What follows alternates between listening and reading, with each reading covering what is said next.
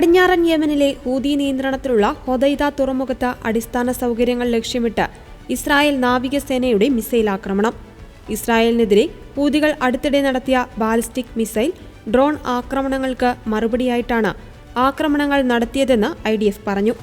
May 28-ന് യമനിലെ ഹൂതികൾക്കെതിരായ അവസാന ഇസ്രായേലിന്റെ ആക്രമണത്തിന് ശേഷം ഇറാൻ പിന്തുണയുള്ള സംഘം ഇസ്രായേലിന് നേരെ 7 ബാലിസ്റ്റിക് മിസൈലുകളും ഒരു ഡ്രോണും തൊടുത്തിരുന്നു. ഇന്നലെ രാത്രി തൊടുത്ത മിസൈൽ ഇസ്രായേലിൽ എത്തുന്നതിന് മുമ്പ് പരാജയപ്പെട്ടിരുന്നു.